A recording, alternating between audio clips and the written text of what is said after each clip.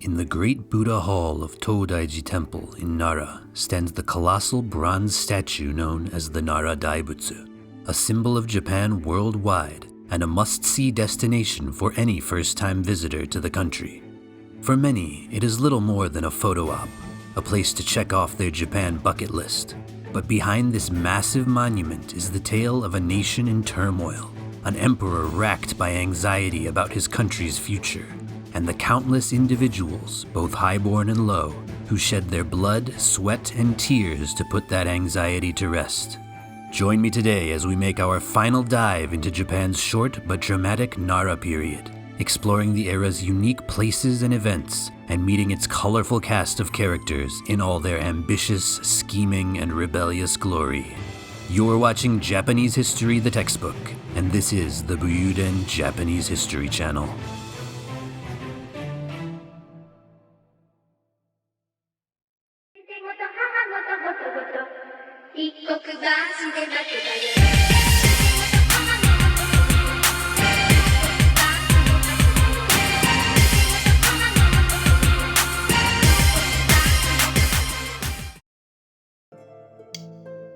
Hello everyone, welcome back to Japanese History the Textbook, the series where we make our way chronologically through Japanese history, focusing on the people, events, and themes emphasized by Japanese language educational materials made for Japanese kids and teens learning their own country's history. This is part 7 of the series as a whole, and part 2 of our look at the 8th century era known as the Nara period. So if you are new to the channel, I suggest that you at least backtrack to the previous video to get yourself caught up. I'd like to extend a warm welcome to all the new people who have subscribed to the channel recently, as well as my continuing gratitude to everyone who's been on board for a while now. If you are not subscribed but you're liking what you see, then please don't hesitate to hit that subscribe button. And if you enjoy the video, then please give it a like and maybe even drop a comment for the YouTube algorithm. Alright, I've got nothing else of particular note to say today, so let's get right into the video. Japanese History the Textbook, Episode 7, The Nara Period, Part 2.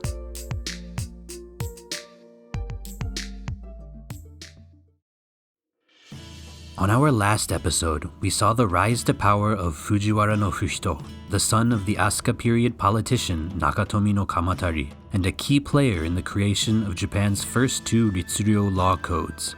Fushito was the man pulling the strings behind the throne during the early Nara period, after the move to the new capital of Heijōkyō, colloquially known as Nara. But after his death, the top spot was once again up for grabs. The power vacuum was initially filled by the royal family member Prince Nagaya, who attempted to encourage new land development out in the provinces by temporarily permitting the private ownership of land, a move that achieved its goal but simultaneously undermined the central government's fundamental philosophy that all land in the country was the property of the state. Prince Nagaya was eventually overthrown by the late Fushito's 4 sons, known collectively as the Fujiwara Yonkyōdai, or the 4 Fujiwara brothers, who maneuvered to get their non-royal sister Komyoshi installed as the empress consort of the reigning Tenno, Emperor Shomu. The Fujiwara brothers seemed poised to begin a glorious age of political dominance, but less than 10 years after their coup d'etat, all 4 of them were wiped out by a smallpox plague which was sweeping through Japan at the time. The Fujiwara clan were influential, but they had not yet established a total stranglehold on Japan's political world, and much like what had happened with the death of Fujiwara no Fushito and the rise of Prince Nagaya, the untimely deaths of the 4 brothers saw a new anti-Fujiwara political force emerge in their wake. Stepping to the forefront on this occasion was a man named Tachibana no Moroe, a branch member of the imperial family and the older half-brother of the new empress consort Komyoshi, with whom he shared the same mother. Notably, he did not share the same father with the empress consort, making him completely unrelated to the Fujiwara and thus quite uninterested in helping them at all with their political goals. Rather, Moroe employed 2 men who had recently returned to Japan from Tang, China, where they had spent close to 2 decades studying the government, culture, and religion there.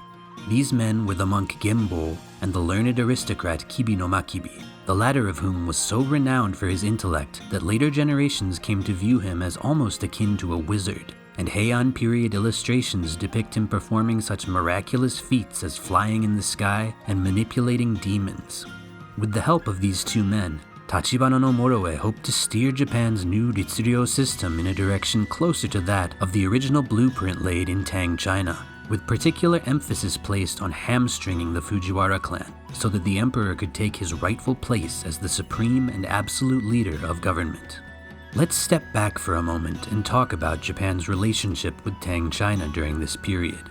You will recall that, during the time of Prince Shotoku way back in the early 600s, Japan had sent several embassies called Kenzuishi to China's Sui dynasty, both to establish diplomatic relations and to learn from the example of the culturally sophisticated Chinese.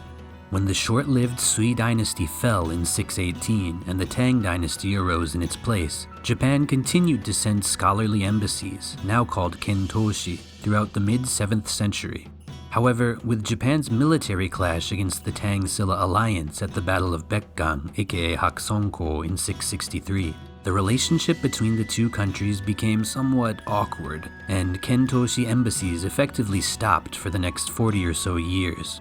By the beginning of the 8th century, though, the two countries had repaired their relationship, and in 702, embassies resumed and continued periodically thereafter for close to another 200 years.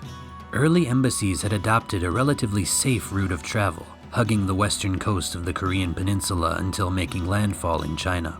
But as a result of the soured relations with the Silla kingdom in Korea, embassies from the 700s on were forced to cut directly across the East China Sea, a perilous route which often resulted in shipwrecks and disasters.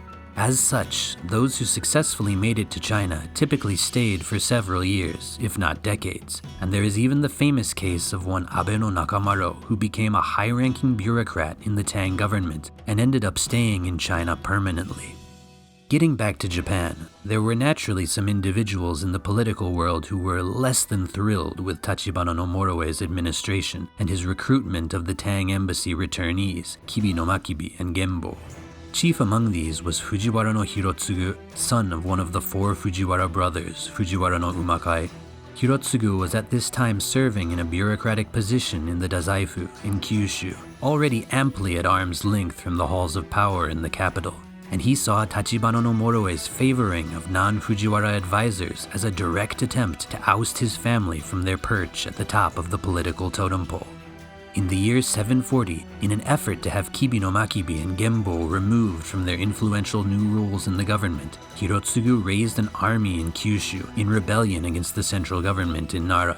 Faced with this sudden military threat, the government, not unnaturally, dispatched their own army, and the two forces ultimately met in battle, with Hirotsugu's force being defeated and the man himself being executed shortly thereafter. Despite the rebellion being successfully extinguished, it was the largest internal military conflict since the Jinshin War, and it rocked not only Japan's political world, but also the psychological state of the country's sovereign, Emperor Shomu. Shomu's reign had by now seen several dramatic and worrisome episodes, beginning with the Prince Nagaya incident in 729 and continuing on with the smallpox epidemic that ravaged the country in the 30s, and now this most recent rebellion in Kyushu. Emperor Shomu abandoned the new city of Heijokyo and began frantically transitioning his base of operations, moving through 3 different capitals in the span of 5 years before finally returning to Heijokyo in 745. We don't know exactly what the emperor's reasoning behind his actions here was, but it seems clear that he was in a state of great unease, and it was during this phase of rapid capital jumping that he issued the 2 imperial decrees that would become the legacy by which he is remembered today. The first of these decrees, the Kokubunji Konnyu no Mikotonori, ordered the construction of special Buddhist temples and convents throughout Japan, and was based on a type of thinking called Shingo Kokka, basically the concept of relying on the power of Buddhism to bring peace and safety to the country. In his decree, the emperor was strikingly modest and even self-deprecating, and we get something of a glimpse at both his character and his mental state in its wording. Its opening lines are as follows. Despite the fact that I am poor in virtue, I have come into this position of most heavy responsibility, which is the office of emperor. I am as of yet unable to guide my people, and I am beset by shame day and night. As of late, the crop yield has been poor, and disease has been spreading, and it is to my disgrace that these are the result of my virtuelessness, and I do nothing but torture myself with guilt. Therefore, I have decided that I wish to pursue widespread happiness for all my people." The temples which Emperor Shomu ordered constructed were to be called Konkou-myo Shiten no Gokoku no Tera, and the nunneries were to be called Hokkemetsuzai no Tera, but today we refer to them as Kokubunji and Kokubun-niji respectively. They were built throughout Japan in close proximity to each province's kokuga, its administrative headquarters, and the combined presence of both institutions led these areas to become both the political and cultural centers of their respective provinces. While the emperor's decree itself was issued in 741, it is thought that the process of constructing the various temples was carried out over the next half-century or so, with many not being completed until near the end of the Nara period. Temple building in this era was the cutting edge of high technology, and it is said that the imperial court even began selling bureaucratic offices to individuals who gave large donations to aid in the costly construction efforts. The emperor chose particular Buddhist scriptures which aligned with the aforementioned Chingo-kokka concept, and he directed that the monks and nuns staffing the temples should spend their days copying and chanting these scriptures. He believed that if they did this properly, Japan would be pacified and protected by the various guardian gods of Buddhism, such as the Shitenno, who were, by the way, also a popular subject for sculpture in this era. Not just anyone could become a monk or nun in the Kokubunji and Kokubun-niji temples, but rather there was a strict licensing system overseen by the central government. This was due to the fact that Buddhist clergy were exempt from the various heavy taxes to which the general population was subject, and there was thus an overabundance of people hoping to join their ranks simply to escape taxation. The widespread existence of unsanctioned monks was actually a major social problem during this era, and the government was quite severe in its punishment of these individuals when they were caught. The second decree which Emperor Shomu issued during his years of capital hopping was the Daibutsu Zoryu no Mikotonori, the decree which ordered the construction of what we know today as the Nara Daibutsu. This decree was essentially an extension of its predecessor, with the creation of the giant Buddha statue being yet another step in the plan to bring peace to Japan through the power of Buddhism. It is said that Shomu had been greatly impressed by a Rushana Buddha statue that he had seen while on an imperial visit to the province of Kawachi, with this statue having been built thanks to the numerous small donations of that temple's parishioners. Shomu thus resolved to recreate this situation on a national scale, and he stated in his decree that even the smallest donation, from a blade of grass to a pinch of soil, would be permitted if it was given in contribution to the statue's construction. However, he also warned his provincial governors and their district managers that they were by no means to force their peasants to donate. Despite these bold statements, the Daibutsu's creation would prove to be no mean feat, taking nearly 10 years to complete and requiring a massive number of donors, technicians, and laborers. In order to drum up support for the project, the emperor famously relied on a man named Gyoki, an itinerant monk who had built up great renown with the common people of Japan through years of traveling the country carrying out quality of life improving public works projects. The actual construction of the statue was carried out in fundamentally the same manner as any bronze statue of the time. A rough, basic shape was first constructed out of clay, and this was then covered in wax, which would be sculpted into a prototype version of the statue. This was then covered in a second layer of clay, and the entire thing was fired, hardening the clay, melting away the wax, and leaving a cavity into which molten metal could be poured. After the metal was poured and had cooled, the outer layer of fired clay was chipped away, and what remained was the finished bronze statue. In the case of the Nara Daibutsu, the finished product would be about 16 meters or 52.5 feet tall, so the process which I just described was carried out in 8 parts, rather than doing the entire statue in one go. The completed statue weighed 380 tons and was plated in gold from top to bottom, and it was housed in a special hall called the Daibutsu-den, which was constructed in the temple complex of Todaiji in Heijō-kyo.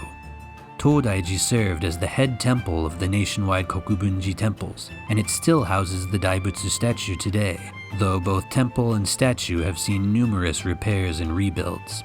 This name, Daibutsu, by the way, is just a Japanese word meaning large Buddha, and it is used in reference to a myriad of statues throughout Japan. The name of the actual Buddha represented by the statue is Rushanabutsu, a celestial being held to be the origin point of the universe, whose divine light illuminates all creation. When the statue was finally finished in 752, its Kaigen Kuyo ceremony, literally its eye-opening ceremony, where its eyes were painted in and its soul was believed to enter the statue, was carried out on a grandiose scale. In attendance were Emperor Shomu, by now retired, as well as his wife Komyoshi and his successor, the new Empress Koken. Song and dance was performed, and the eyes of the statue were painted in by an Indian monk named Bodai Senna, while 10,000 monks chanted Buddhist sutras around him. The year after the completion of the Nara Daibutsu saw the arrival in Japan of the Chinese monk Ganjin, a renowned holy man in his own country, who possessed the qualifications to administer ordination rites to those wishing to enter the clergy. During this era, no such monk yet resided in Japan, as the country was still, on the whole, relatively new to the Buddhist faith. This was a problem, however, because, as we previously discussed, Japan was striving earnestly around this time to set up an official system for those wishing to become monks and nuns. Emperor Shomu had actually sent 2 monks to China in search of such a qualified individual, way back in the early 730s. But it had taken them a good 9 years to encounter Ganjin, and it then took him another 11 years to actually make it over to Japan. His successful crossing to the archipelago was actually his 6th such attempt, as both Tang Law and the treacherous path across the East China Sea made the voyage highly challenging, and he had completely gone blind in both his eyes by the time that he made it over. Nevertheless, upon his arrival, he promptly constructed an ordination platform at Todaiji Temple, and ordained some 400 believers, including Empress Koken and the retired Emperor Shomu themselves. He went on to construct 2 more platforms, one in Kanto and the other in Kyushu, and then build his own temple, Tosho Daiji, in Heijokyo, which became the headquarters from which he founded the Risshu school of Buddhism. Risshu was one of 6 Buddhist sects which burst onto the scene in Japan during the Nara period, the others being Hossō-shu, Kegon-shu, Sanron-shu, Jōjitsu-shu, and Kusha-shu. They are collectively known as the Nantorok-shu, or the 6 schools of Nara Buddhism, and they were all based in the capital of Heijokyo. They differed from later Buddhist sects in that they were less religious denominations and more so scholarly research circles dedicated to the study of Buddhist scripture, and they would go on to become deeply entrenched in the political scene in the capital.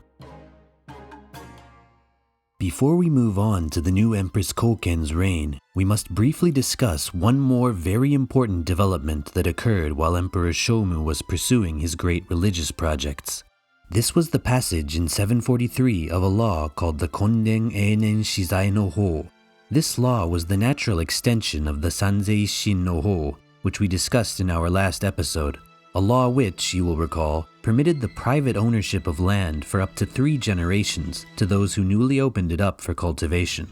The new law, however, took this to the extreme, waiving the time limit completely and allowing permanent ownership of land to those willing to go out and claim it from the wilderness, albeit with some minor restrictions. While this law was probably created to encourage support for the emperor's ambitious projects, it was the final straw in completely undermining the old public land system envisioned in the Taika Reform Decree nearly a century earlier. Time and resource-rich aristocrats and religious establishments quickly took advantage of the new situation, employing runaway farmers as workers to reclaim new land and create the beginnings of vast private estates.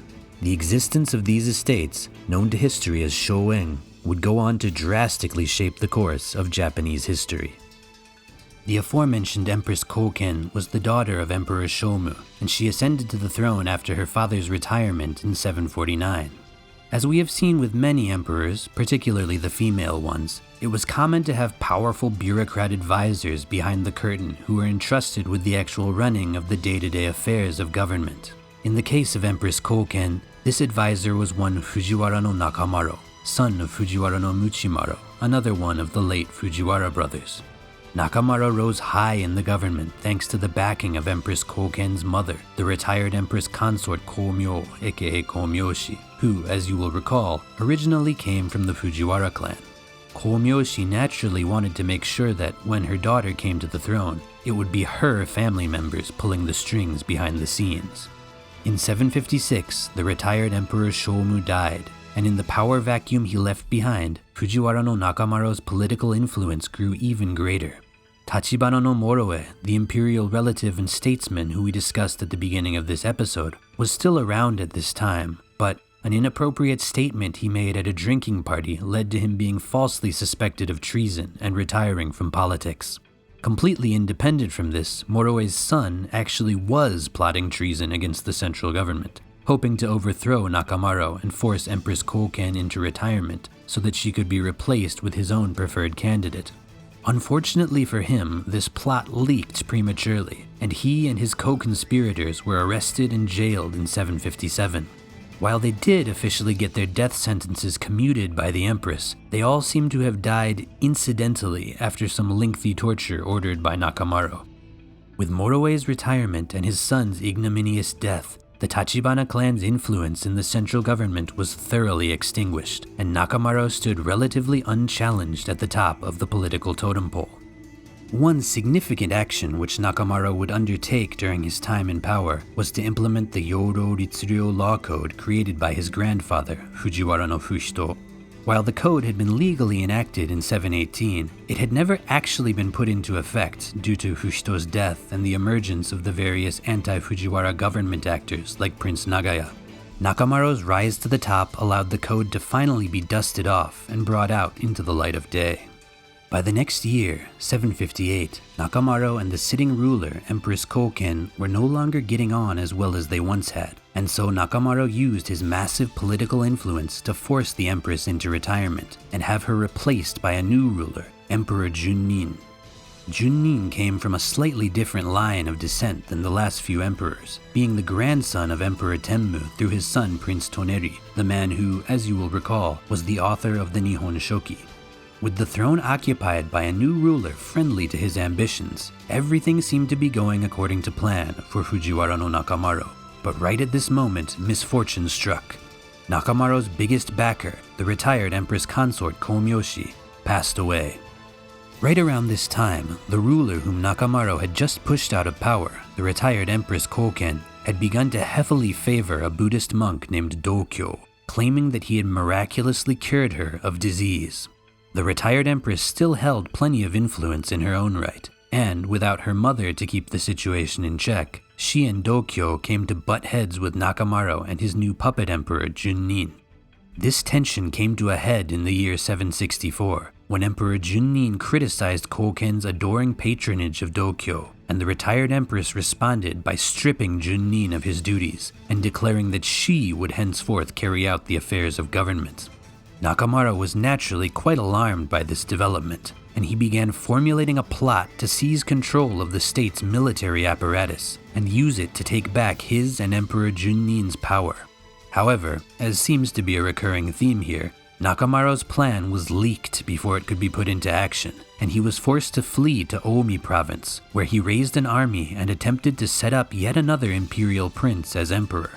Ex-Empress Koken sent her own army after Nakamaro, choosing, interestingly, to put it under the command of the now 70-year-old Kibi no Makibi, who had still managed to retain his reputation for shrewdness after all this time.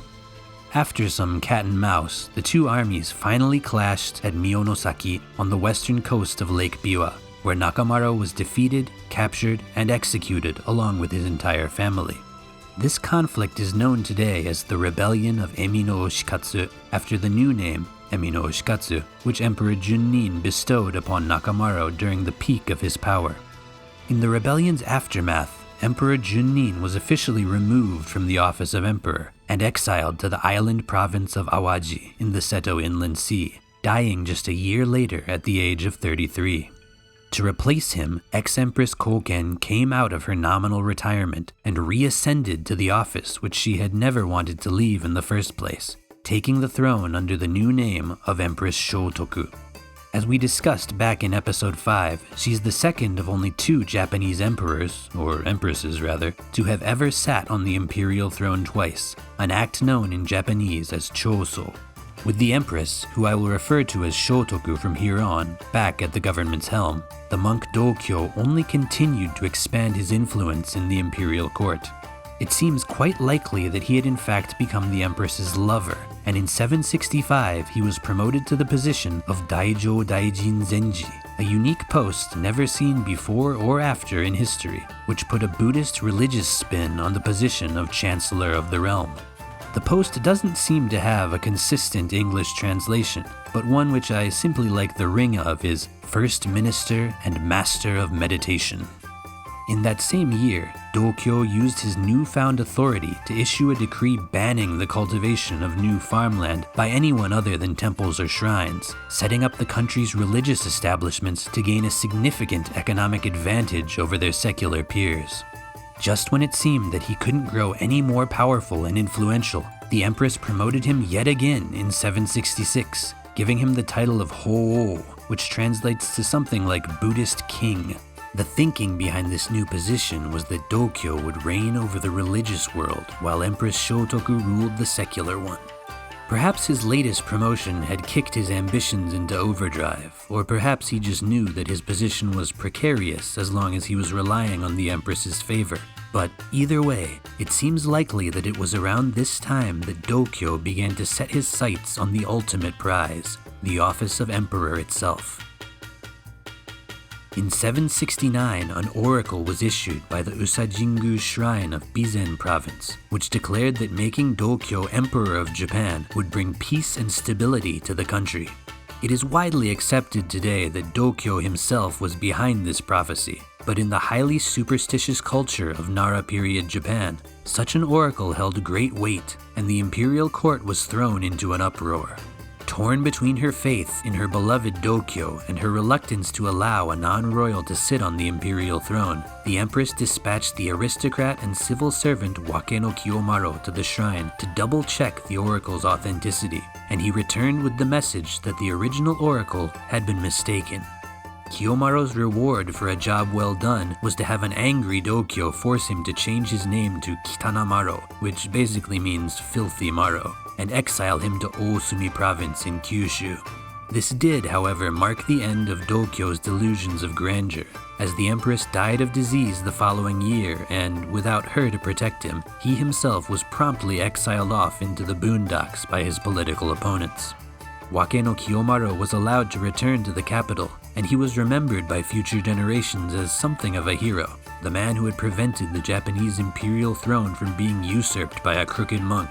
And his popularity has persisted until the modern era, with his face even making it on to Japan's pre-World War II 10-yen bill. Most importantly, once Dokyo was gone, his law restricting new land cultivation to religious establishments was promptly repealed, and Japan's aristocracy could breathe a collective sigh of relief. They could finally get back to building up their own independent financial bases out in the provinces, an activity which was growing particularly profitable for our old friends, the Fujiwara clan. Before we end this video, I'd like to briefly touch on the art and culture of the Nara period, which is typically referred to as Tenpyo Bunka or Tenpyo culture.